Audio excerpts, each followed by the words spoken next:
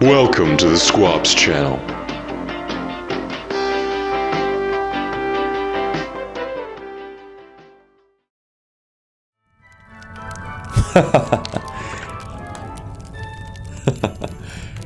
Oh, sorry. Didn't see you there. 2023 has been an incredible year for gaming. Lord of the Rings Gollum, City Skylines 2, the day before... Oh shit, that's the wrong list. Now, when I say that 2023 has been an incredible year for gaming, I'm talking purely from the perspective of the sheer volume of quality games that were pumped out this year. I can hear my backlog whimpering quietly in the corner of the room as once again forced to endure the never-ending slew of games it knows I will never touch. But I will. Probably. Maybe. So, in an uncharacteristic move for me, I'd like to highlight some of my personal favourite games that I played this year in video form. Keep in mind, however, that not all of these games were released this year, and some of them I haven't even finished. I know this slightly contradicts what I just said, but if I only included games that I had finished this year, it would be the top 2 games of this year. No, I'm not kidding. I've been slacking. But regardless, my name is Squabs, and this is my top 10 games of 2023. Please be advised that the discussion of each game will contain spoilers. Starting off with the bottom of the list, we have Pokemon Scarlet and Violet.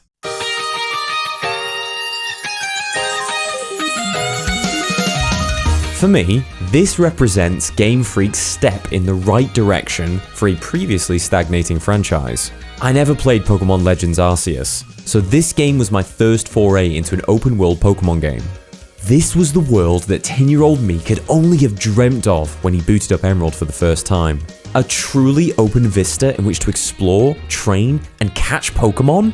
Did it deliver? Yes and no. I'm not the first person to rag on the choppy frame rate, subpar graphics, and buggy environments, so I won't delve into that aspect of the game too much.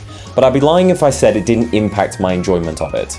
That said, for the majority of my playthrough, I didn't experience any game-breaking glitches, and the frame rate mostly stayed consistent, except when wandering into busier settlements of Paldea, such as the opening area Mesagoza. Technical issues aside, the core gameplay of Pokemon Scarlet and Violet is mostly the same as the rest of the franchise, with one key departure: the aforementioned open world aspect of gameplay. Instead of walking off screen from routes and appearing in a new screen, the entirety of Paldea is open to explore at your leisure. The way you catch Pokemon has also been modified by the open world. In previous games, you had to encounter Pokemon in long grass, but in this game, they wander around the world freely. I can't stress how magical it feels to see herds of Tauros grazing in an open field, or schools of Magikarp awkwardly meandering their way around small pools. These are the visuals that we had to imagine, or saw in other Pokemon media like the anime, now fully realized in a video game. You know what's always felt like it was missing from the Pokemon franchise? That's right, the Pokemon wearing cute hats! Thank you, Miyamoto. But those cute hats serve a purpose, other than melting my heart, of course. Terrestrializing a Pokemon changes its defensive type to whatever the hat represents. Balloons are flying, candles are fire, water is represented by a bubbly jester hat, you get the drill. This means that if you have a Pikachu wearing a balloon hat, its type changes from electric to flying. Good luck taking out that Pikachu with Earthquake now, you klutz. It's a small change, but immensely transformative to battling. If you compare this to Gigantamaxing in Sword and Shield, which just makes Pokemon go big mode and not much else, it's a huge improvement. Another key improvement in Pokemon Scarlet and Violet, which has me excited for the future of the franchise, is the story. You are a student attending either Naranja Academy or Uva Academy, depending on the version of the game you have. There are 3 major plot lines in this game that all meet in the finale. You have the standard collect all the gym badges plotline, with current champion Nimona aggressively stalking you throughout and telling you how swell she thinks you are. The second plotline follows a student named Arven as he vows to find all the sandwiches and heal his wounded Pokemon Mabostiff. This one is the one that almost made me cry. And finally, the third plotline revolves around Team Star, the new Pokemon team that bullies students, truants, and causes mayhem for the faculty of the academy, with a sinister conspiracy burrowing under the surface. This all culminates with a startling reveal in a location only known as Area Zero. I'm not here to just read out the Wikipedia entry for this game at you, but it's a great finale. All in all, I think with some quality of life improvements here and there and a complete hardware overhaul, the next Pokemon game could be something really special, and I'm excited to see what comes next. This one was a real surprise.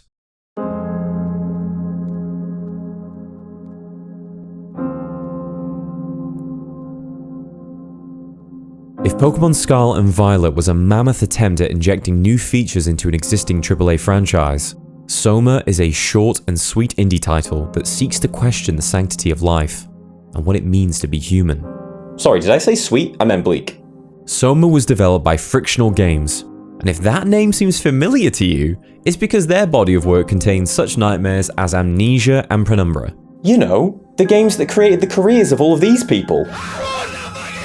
Frictional didn't miss the mark with those games, and SOMA continues to impress.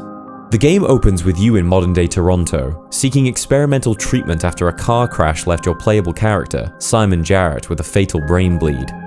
You go to the lab, meet the doctor, sit in the device, and are immediately transported to an abandoned scientific facility hundreds of years in the future. Yeah, it's that kind of game. SOMA was just a random horror game I plucked out of a hat, with the intention of streaming it in the lead up to Halloween. But the premise enticed me from the get-go, and I had to unfold the mystery.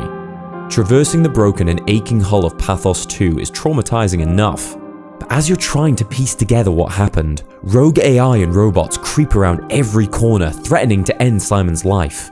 The atmosphere of this game is so oppressive. I felt like any moment I was going to be pounced on by either a murderous machine or the grotesque remains of the humans who once operated this facility. But the threat of immediate death is not nearly as shocking as the questions SOMA poses to the player. You come to learn over time that you are not the same Simon who went for that brain scan in the 21st century. Instead, you are a copied version of Simon who was used by doctors in the 21st century to help treat patients with the same affliction. On top of that, the facility you're now stuck in lies at the depths of the Pacific Ocean, the only semblance of humanity left intact after a comet hit Earth and wiped out the surface. Your goal, thanks to the work of brilliant scientist, now AI, Catherine Chun, is to shoot out a device known as the Ark into space that contains a virtual utopia full of the minds of the Pathos 2 crew members, so that they can experience a lasting peace for thousands of years, utilizing the power of the sun. Whew, okay, that was a lot to say in one breath, but essentially the plot of SOMA is about one robot trying to give humanity one last hurrah before the end. As well as being terrifying, this game also tries to make you question a lot of what life means, which I guess is also kind of terrifying. In the end, I chose to believe that giving meaning to this goal was important.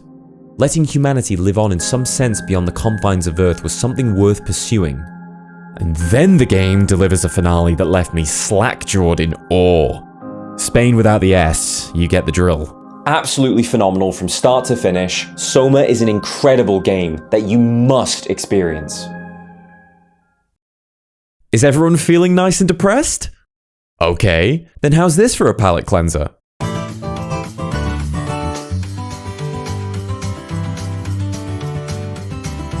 2D Mario games are a simple pleasure. I still remember booting up the Game Boy Advance ports of Super Mario World, Super Mario Bros. 3, and Super Mario Bros. 2 as a young lad.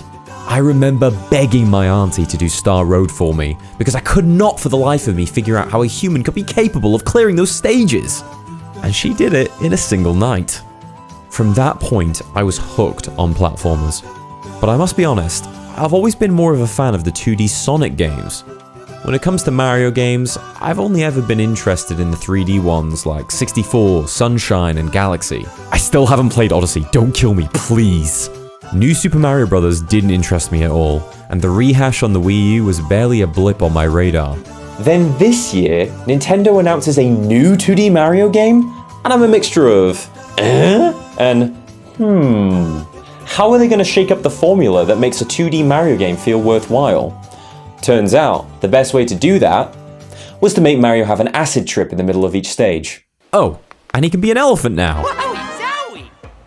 That's not part of the acid trip, by the way. It'd be one thing if Nintendo had introduced the Wonder Seed aspect of gameplay and did it for half the stages, but the Mad Lads over there made a unique variant of the Wonder Seed experience for every single stage. And they're not clones of one another. Each one is completely different from the other.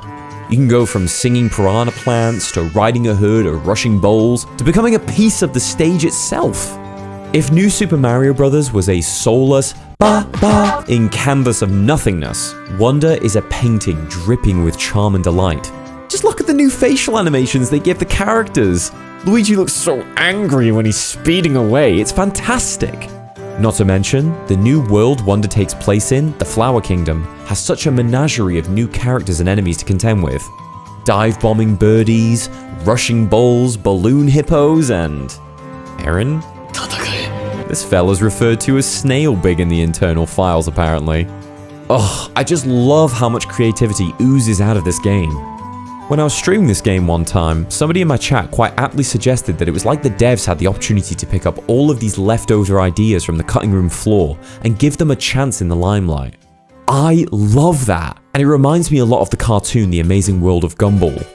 I once attended a talk with the show's creator, Ben Bokule, who stated that a large portion of the show's characters were left over and rejected ideas from advertisements he'd been involved with over the years. Something about that resonated with me, and it's a joy seeing all of these unique ideas pushed to the forefront with Wonder. If you want to have a wonderful gaming experience, you definitely want to pick this up. I remember getting really annoyed at this game when I died early on, only to immediately realize after watching Zagreus shake off the blood and entrails of the sticks that dying is a core mechanic.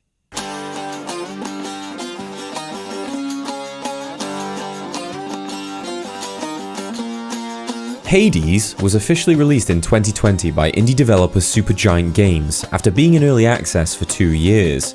It's a roguelike game, which means you start off as a shriveled, weak demigod, but through trials and tribulations, you'll be smacking around hellhounds in no time.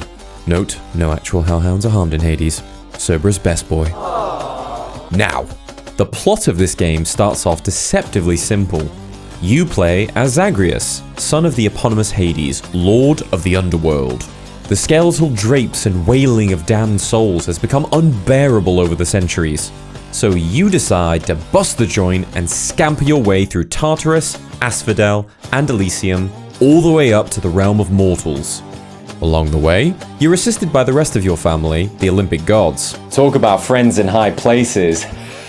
Their function in the game is to give you boons, unique upgrades to your weapons and attacks that differ with each playthrough.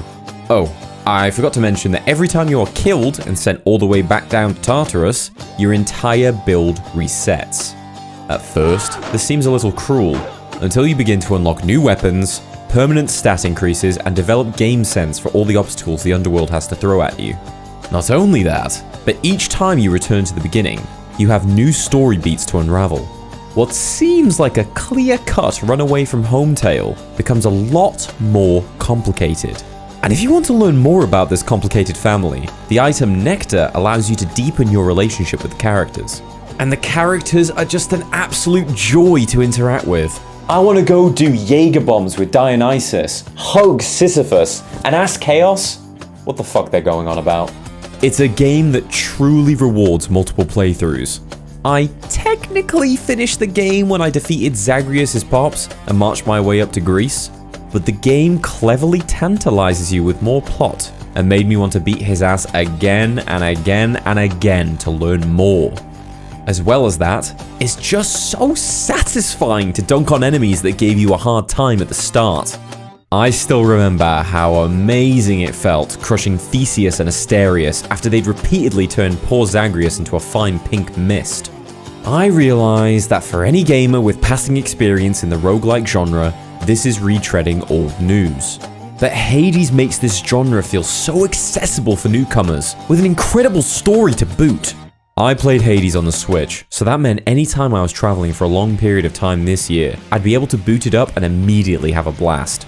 Apparently, the sequel to this game is meant to be coming out sometime next year, so this is the perfect time to give it a go. Cheers, mate. The company is hiring. You'll have your very own ship, your very own crew. Your job? Collect worthless garbage to return to the company desk. It's easy. Moving on to the latest entry on this list, Lethal Company was a pleasant experience at the end of this year. It's an early access horror co-op game created by Zeekers, a developer whose previous games were all made in Roblox, which blows my old man mind. It has stylings of Phasmophobia in the SCP series, which creates a truly terrifying experience, but also a hilarious one.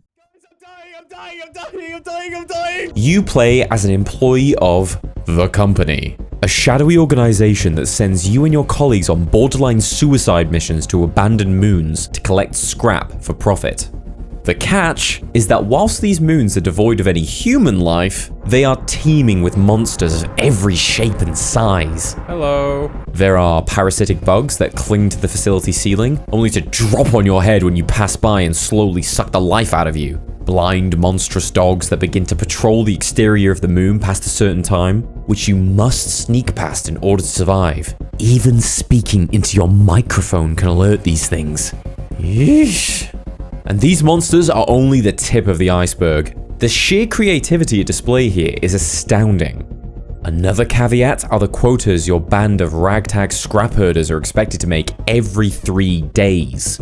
They start small and achievable, but with every milestone met, the quota increases. And if you fail to meet the quota, be prepared to face the dire consequences. Well, that's kind of rude. Luckily, your team is equipped with the latest and greatest scientific tools to help you face these obstacles. A flashlight with a 5-minute battery life, a shovel, and most importantly, a boombox.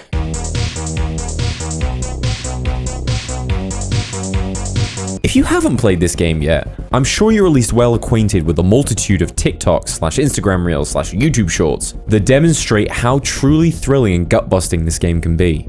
Since Lethal Company dropped, I've been playing it non-stop with friends and viewers alike. Every session feels like a brand new adventure, and having to start from scratch if you lose does not feel demoralizing at all. Oh, it's on his head! Oh shit, run. Get me out of here. Whoa! I also forgot to mention that this game already has an incredible modding community. Once you're able to lift the player cap up from 4 to potentially 32 eager employees, this game gets wild. Other mods of note include the Mimic mod that dots fake fire exits around the facility, the Skin Changer mod that copies your friends' voices and uses them to lure you in,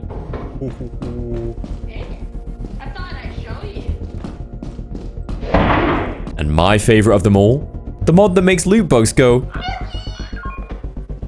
Wait, I just heard the bug go yippee. The fact that this game is so fun at this stage and is still in early access fills me with excitement. I can't wait to see what additions Zeekers adds to Lethal Company in 2024. I'm sure there'll be great assets, great assets. Play this game, or I'll tell Bracken you don't want to be his friend. I want to tell you a story about my experience playing Earthbound. It begins with me getting on a delayed flight from Chicago back to London after a business trip. I was exhausted, feeling the beginning of a sick bug and not looking forward to a 3-hour train ride immediately after landing. To pass the time during the flight, I booted up my Switch and decided to continue my Earthbound playthrough. I'd begun playing it back in February and was finally nearing the end. At this stage of my playthrough, around the same time Dr. Andernuts began to explain to the 4 main characters that they may not return from their treacherous journey into the past to face the malevolent being known as Gygus. We were passing over the middle of the Atlantic Ocean, and turbulence began to pick up.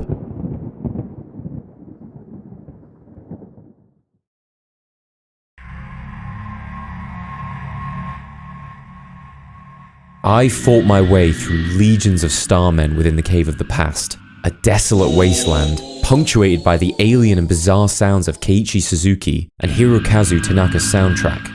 By the end of it, my entire party was spent. When I entered the final area of the cave, I saw it. The Devil Machine. I noticed that sinewy parts and intestinal pipes were pumping this monstrosity with God knows what. And that's when Gygus finally revealed himself.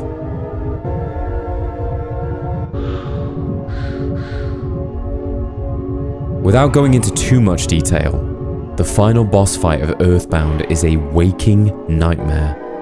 The visuals and music are oppressive, and Gygus' attacks are relentless and cruel.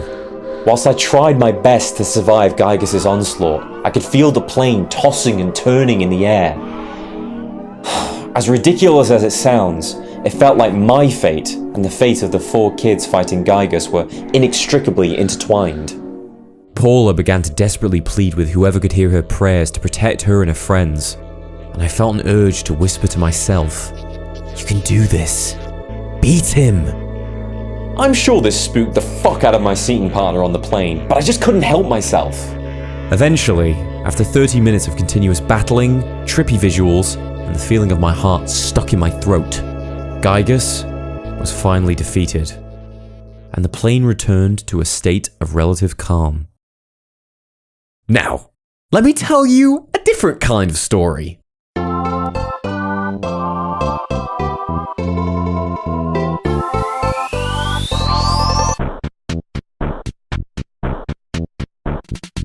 A story about a game with bouncy music and colourful visuals. The story of a kid called Ness that ventures out into the world known as Eagle Land with 3 close friends and encounters an assortment of kooky enemies and imaginative environments. You visit a village populated with stubby, whiskered creatures with bow ties in their hair known as Mr. Saturns.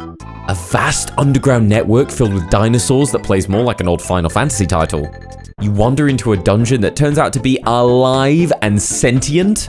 He even leaves little signs around his dungeon to communicate with you and your party. It's a very weird game, and you can easily see where Toby Fox got his surreal brand of humor that he used to create Undertale and Deltarune. Back when I was a clinically online 10-year-old, I thought that the entirety of Earthbound was going to be like the horrifying battle against Gygus.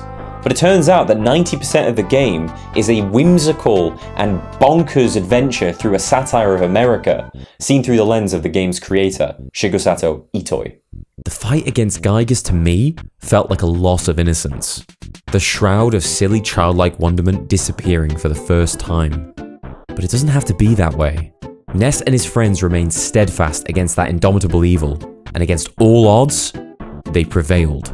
There's so much more that I wanted to touch on, but at the risk of turning this into a 1-hour-long video, I'll wrap up by saying that Earthbound is a once-in-a-lifetime experience. If you've ever felt like you wanted to tap back into your inner child and rediscover that lust for goofy shenanigans and adventuring, this is the game for you. That was a fun game to talk about. Now let's talk about the game that gave me my most painful experience in 2023.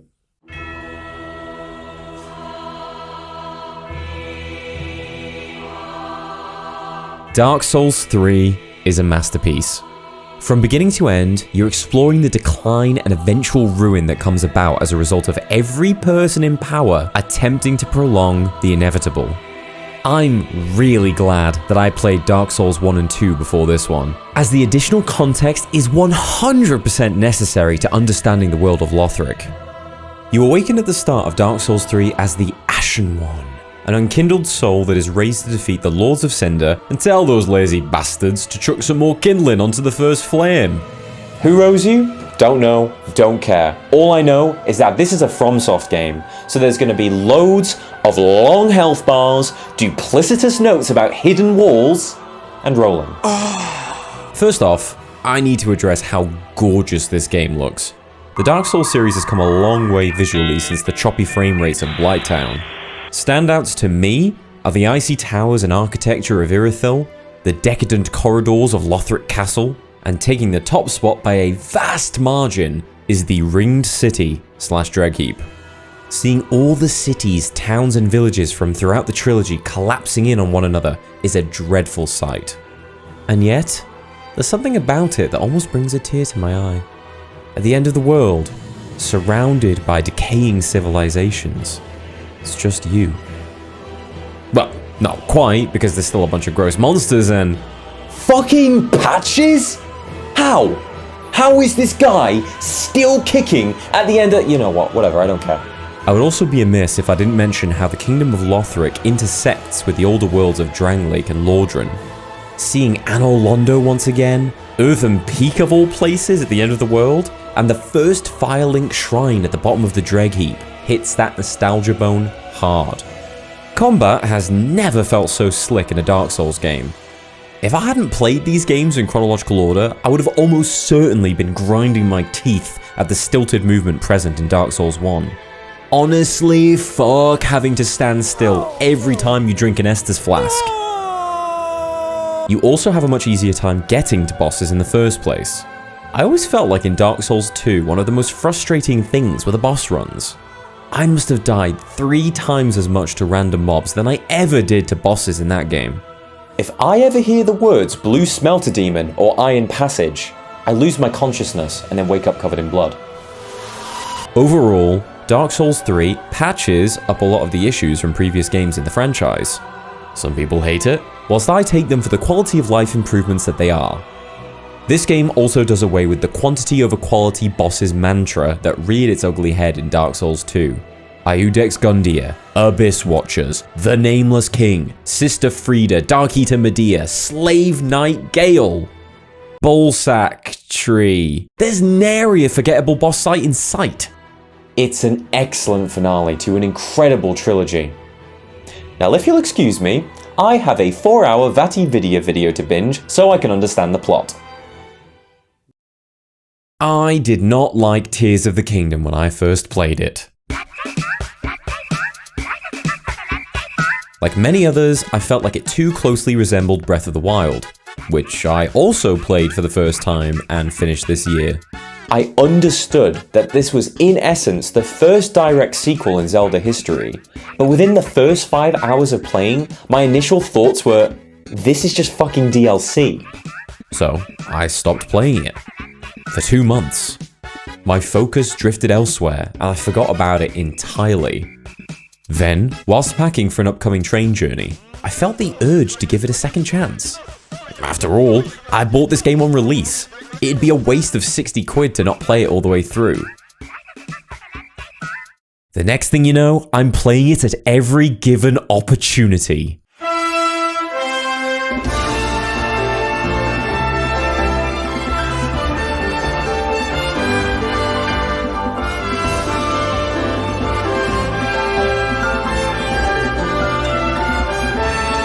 I'm actually upset with myself for giving up on it so quickly. But before I start talking about anything else, I need to address the most important gameplay change in this game. Ascend, baby! I can swim through the floor, I can do breaststrokes through the ground! Just kidding! I'm of course referring to the Ultra Hand ability. It's absolutely wild how one new ability can change the fundamentals of a game, and Tears of the Kingdom revolves entirely around this one. I still haven't done anything crazy like a Batmobile or a Korok torture device or whatever that thing is. But at the end of the day, when I get that flying machine to actually work and not toss Link into the ether, I feel like a certified engineer. The world of Hyrule itself is essentially the same as it was in Breath of the Wild, with some new settlements here and there. But now, you've also got the sky world above and the depths below. The Sky World is full of shrines, challenges, and forgotten Zonai Sentinels, the new race introduced in this game.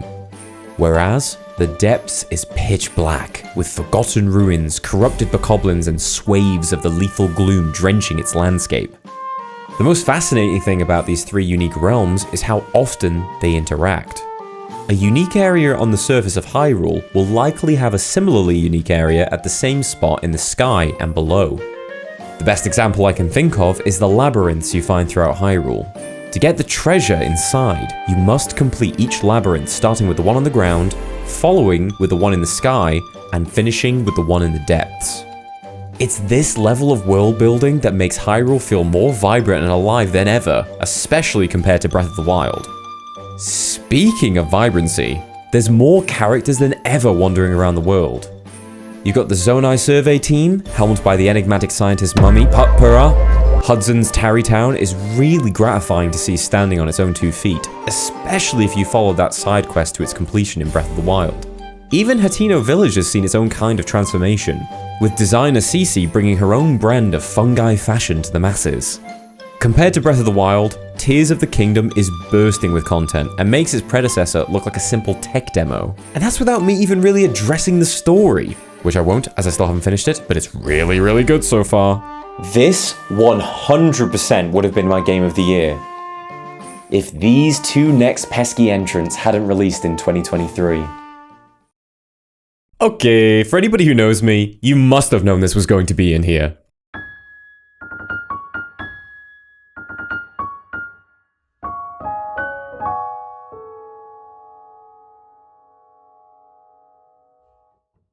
Pikmin 4 is incredible.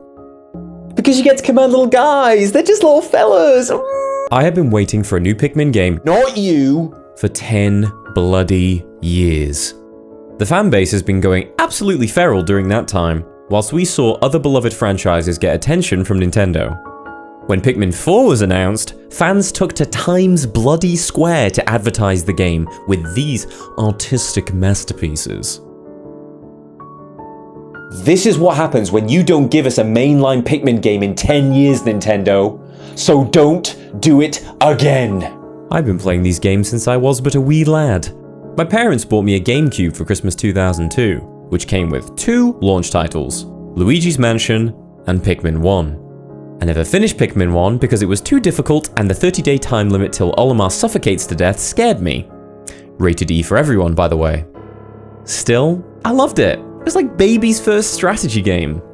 The gameplay loop of picking these little guys out of the ground and using them to subdue monsters and hoist around Olimar's ship parts like ants was addictive.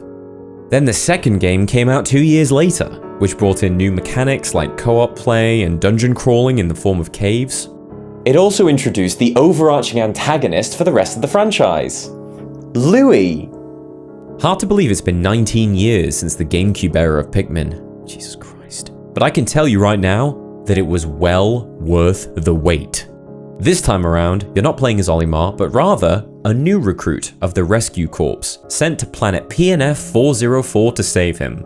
By the way, for those of you not familiar with this franchise, the world Pikmin inhabit is a post-apocalyptic Earth. At least it's E10+ now. The main story revolves around finding and rescuing all of the shipwrecked crew that you came with to find Olimar. But you're not alone in this task. Introducing Ochi, the best thing ever created! He's a rookie rescue pup who is absolutely invaluable when it comes to exploring the planet. He can carry you and your Pikmin on his back, he can grab things, attack enemies, and he can pog! Look, he's pogging! He's pogging! As you, Ochi, and your Pikmin pals continue to search for survivors, you'll eventually come across this leafy fellow with his own dog. He's usually holding one of the survivors captive and promises their safe return if you duel him in a Dandori battle. This is where Pikmin 4 truly shines in my opinion. Dandori battles are essentially a race to see how productive you can be in a time limit against an opponent. It really forces you to maximize the usage of all your assets. If what I'm describing sounds a bit like work, that's because it technically is, but it's super fun to see your Pikmin run around and operate like a well-oiled machine. It has that element of time pressure without centering the entire game around it like the 30 days in Pikmin 1. Pikmin 4 lets you take your sweet ass time. Speaking of time, when the day gets on and the sun disappears over the horizon, you are introduced to night expeditions. This is a wild addition to the Pikmin universe, as in previous games, you and your Pikmin never got to see PNF 404 at night. This new game mode plays a bit like Nazi zombies, but instead of defending your position against undead fascists, you're protecting these glowing fungi-type structures called luminols, as they contain fluid that can transform crew members back from leafy form to normal. This is where the newest and most interesting Pikmin type is introduced, Glow Pikmin. They're pretty goofy looking, and they operate more like a network of fungi than separate physical beings. Very clever, Nintendo. I remember being dismayed by the lack of content in Pikmin 3 on release, but Pikmin 4 is bursting from the seams with things to do. So there's my objective analysis. But For just a moment, I want to wax poetic about how fucking lovely Pikmin 4 is. Seeing all of my wildest dreams for what I wanted the next Pikmin game to be like exceeded is such a wonderful feeling. The music is as peaceful and dreamy as previous entries, and for a Switch game especially, the graphics are just stunning. Sometimes you just gotta sit there for a bit with Ochi and your little friends and just bask in the gloriousness of this world. It makes you really appreciate the world that we live in, and the natural beauty that already surrounds us. That is what Pikmin truly is to me. And if this final game had not come out of the blue and blown it out of the water, it would 100% be my game of the year. Except that other game did come out this year. Okay, you probably all saw this one coming, but let's be real, where else could it be on my list?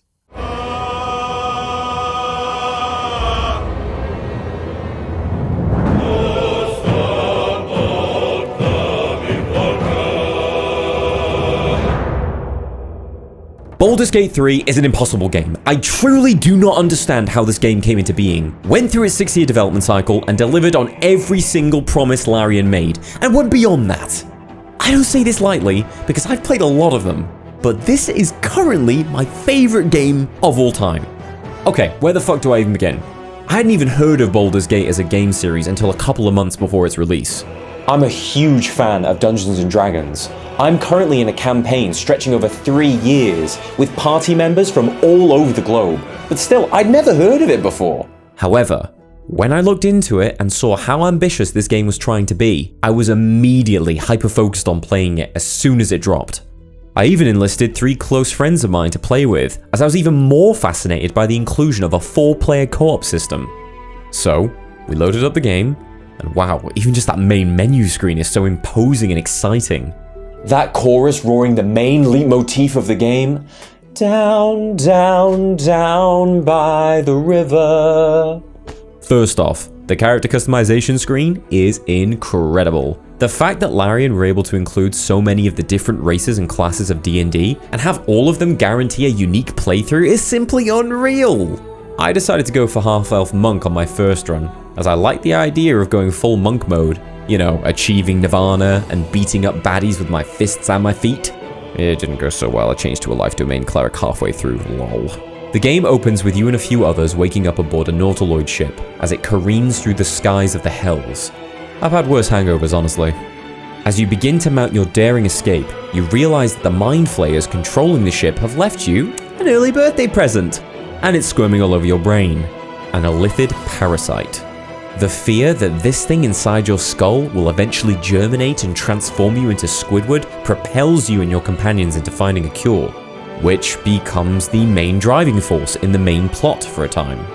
And so, once the Mind Flayer pilot performs an emergency landing, the world is yours to explore. And oh my fucking god, there is so much to see. But instead of cataloguing every step you take in the game from that point onwards, I thought it would be more efficient to just talk about some of my favourite moments from the game that I played with my friends. One time, we came across an owlbear mother and her cub. I was staunchly opposed to attacking the two, but our mage proceeds to ignis the bear cub without a second's hesitation, leaving me traumatised. He then asked, "Anybody want some crispy owlbear?" Another time, we attempted to talk down a deep gnome holding onto a lit match in a room full of highly volatile explosives. Unfortunately, one of our party bobbled into the room during negotiations and caused the gnome to blow us all up to Kingdom Come. And we did that another 3 times. I go boom again. And finally, this would 100% be an inside-out core memory for me, but completely annihilating the goblin camp, returning to the tieflings to bring home the good news that they could leave safely, and immediately being forced to slaughter them all because of a game bug was one of the darkest yet hilarious things that ever happened to me in a video game. Oh yeah, and I think we accidentally killed Karlach and took her head with us everywhere. Wow, I think there's something wrong with us. Thankfully, I got to retroactively fix a lot of these problems in my own single-player playthrough as a Tiefling Bard.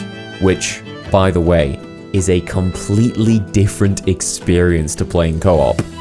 You get to spend a lot more time with the NPC party members for one that you recruit throughout the game.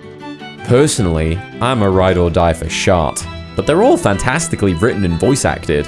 Oh, and also the motion capture of their faces looks so fucking good. It's like actual emotions instead of the weird stilted robo expressions from Starfield.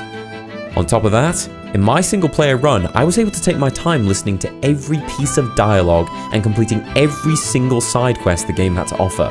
And they're all so rewarding. You'll save a kid from being killed by a despotic druid in Act 1, and then 70 hours later, this kid gets magical divine powers. It's like everything pays off. I haven't even talked about the combat yet, which plays more or less exactly like a tabletop encounter in D&D. It's so rewarding when you get through a particularly tough encounter in the most creative way possible. Of course, it's not actual D&D, so there's a limit, but this is as close as you're going to get. I really need every single person in the world to try this game. It's the rare kind of experience that I think everybody can enjoy for one reason or another. I mean, prior to finishing our co-op playthrough last week, I had already logged 180 plus hours into Baldur's Gate 3. That's how fucking good it is! I'm literally about to start my 4th playthrough as we speak, and I never do this for just any game.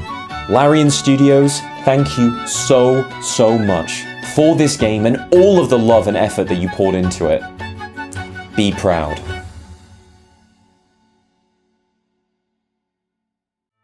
Whew. Okay, so that's it. Those were my top 10 games of 2023.